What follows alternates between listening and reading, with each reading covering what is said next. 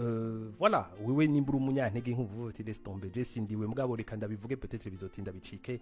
ivyakweri ariko si muri ubwo buryo siko ahubwo imbere yo kuvuga ikiza normalement ni changement ya façon de penser façon de voir les choses rero ico kintu rero harakunda kuba ikibazo ko abantu benshi bibaza ati none ndabigire gute ndabihindure gute siko nkuko nabivuze muri video iheruka n'insinga zifatanye zo mu mutwe zimeze gutyo oya bivanye n'ivyo waciyemo n'ama conclusion wagiye uratira mu ma epoque atandukanye y'ubuzima bwawe ma periode atandukanye y'ubuzima bwawe siko rero kenshi burya amashangement gituma tunanira akatugora benshi bakanayahe bakabati sinzosubira no kugerageza guhinduka parce que bihera shavuye vyananiye nkaca niyanka nkishavurira siko burya no kubera iki ni kuvuga ngo iyo cerveau yawe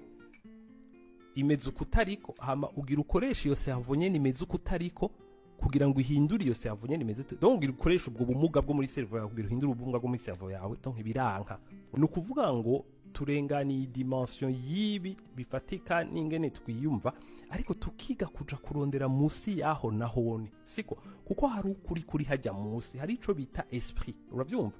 rero iyo utanguye kumarsha selon l'esprit burya l'esprit y'umuntu l'esprit iri muri wewe siko irazi ivyangombwa nibikenewe kugira ngo ton âme ibe restaurée uravyumva rero iyo ukora marsha selon l'esprit ni kuvuga ngo ton âme igendira ba restaurée uravyumva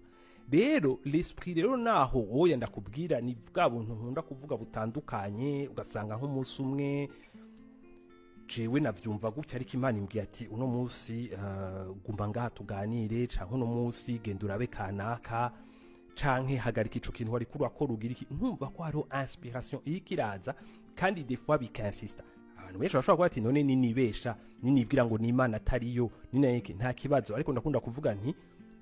ugitangura kwiga gutambuka kumbure waraguye hasi kenshi siko ariko warabandanije kandi waratinze uramenya gutambuka siko rero no kumarsha selon l'esprit ni ikintu tugenda turimenyereza au départ ushaka uswate ushaka ibihende c'est pas grave mais bien sûr ntuzokora ikintu ubona ko kiri kuko ubwenge burahaga mu mutwe urawufise siko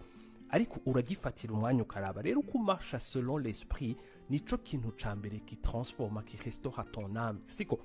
ugaca usanga umuntu akavuga ati mbika jewe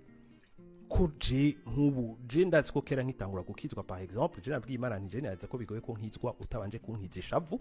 kuko ishavu ndarifise mpitana vyose nawe nzo guhitana ubwawe siko rero ushatse kwikoncentra ngo ishavu ryanje ngo ndari maîtriser ngo ndarigira iki ahubwo rirasara uravyumva ariko mu kumarsha selon l'esprit ndi ko nkurikira ivy'Imana ikirambwira maze iminsi numva ko imbwira aka kantu Denis hagarika iki kintu iyi habitude y'ukuragira siyo nziza mu buzima bwawe